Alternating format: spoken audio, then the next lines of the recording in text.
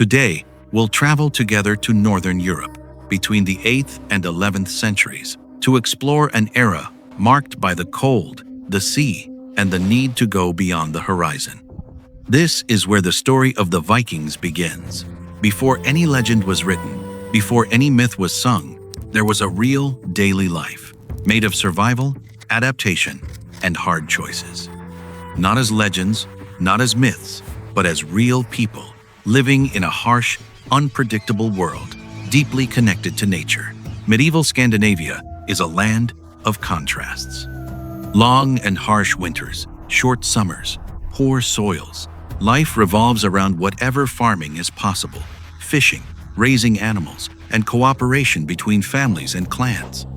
Villages are small, built of wood, stone, and turf, mostly near the water.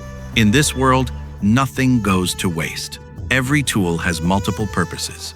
Each season dictates the rhythm of life. The sea isn't seen as a boundary, but as a natural extension of their land. From a young age, these people learn to observe it, respect it, and above all, master it. The term Viking doesn't define a single people, but an activity, going on expeditions, sailing to trade, explore, or fight. Not all of them were warriors, and not everyone set sail. Many stayed to tend the lands, their families, and the production that sustained those journeys. From this fragile balance between staying and leaving comes one of the most mobile cultures in European history. Vikings only become possible because their ships make it possible. Long, narrow, flexible, built with refined technique, these boats can sail in both open seas and shallow rivers. They can be powered by sails or oars, ensuring total control over their movement. These vessels aren't improvised. They are the result of centuries of gathered knowledge. Every overlapping board, every joint, every hull, detail has a clear purpose. They are light enough to be pulled over land and tough enough to brave storms in the North Sea. With these ships, Vikings cross the known world, reach the British Isles, advance along the French coast, sail Eastern European rivers, reach the Mediterranean, connect with the Byzantine Empire, settle Iceland and Greenland, and arrive in North America centuries before any other recorded European expedition. Navigation doesn't rely on compasses, it relies on observation. The sun's position, the stars, the shape of the clouds, bird behavior, the water's color. There is evidence of sunstones being used to find the sun's position on cloudy days. These journeys don't just carry weapons, they bring goods, stories, customs, amber, furs, iron, fabrics, and captives. Raiding happens, but trade is constant. The Viking presence transforms entire regions, not just through force, but through exchange. While ships cut through seas and rivers, something equally powerful shapes this world. The way its people see life and the great beyond.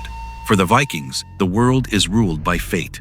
Nothing happens by chance. The gods aren't distant or perfect figures. They make mistakes, they fight, suffer, and fall. They are magnified reflections of humanity itself. Odin seeks knowledge, even if it costs him everything. Thor protects, but he also destroys. Frey represents fertility and prosperity.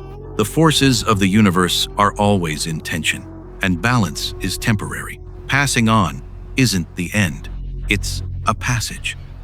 How someone lives and leaves this world defines their place in the hereafter. That's why funeral rituals are essential. Cremations and burials with weapons, tools, jewelry, and personal items show a belief in an ongoing existence. Stories are passed down verbally, sung, recited, and memorized. The sagas blend real facts with mythical elements, preserving collective memory and strengthening clan identity. Honor carries real weight. A given word is worth more than any contract. Revenge is seen as a duty, not an overreaction. Reputation spans generations. This belief system shapes behaviors, decisions, and conflicts, but it doesn't stay intact forever. deep changes begin to appear from both outside and within. Over time, expeditions are no longer just temporary. Vikings start to settle in distant lands, build villages, found cities, and govern territories. In many regions, they stop being invaders and become part of the political and social landscape. In England, northern France, and Eastern Europe, leaders of Scandinavian origin take power. Kingdoms emerge, not just bands. Laws start being written. Administration gradually replaces clan logic, and Christianity advances, first as cultural contact, then as a political imposition. Churches are built where pagan temples once stood. Runes give way to the Latin alphabet. Old gods don't disappear right away, but are reinterpreted, forgotten, or incorporated symbolically. In Scandinavia itself, kings consolidate power, centralize territories, and weaken traditional structures. Ritual violence gives way to institutional authority. The so-called Viking Age doesn't end with a massive battle or collapse. It dissolves slowly as the world changes, and these people change with it. When we talk about the end of the Viking Age, we talk about a historical period, not the disappearance of a people. Scandinavian culture remains alive, transformed, and integrated into the European world. Modern cities were born from Viking settlements. Trade routes opened by them shaped entire economies.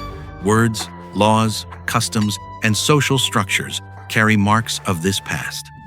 More than warriors, Vikings were navigators, merchants, farmers, craftsmen, and storytellers.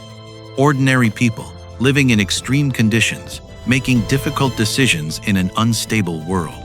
Perhaps the greatest legacy of this era is not in battles or conquests, but in the courage to leave, to face the unknown when staying wasn't enough. The Viking Age wasn't just about conquest, it was about movement, and, in a way, that drive never faded. Thanks for watching this far. Leave a like and subscribe to the channel to support this project.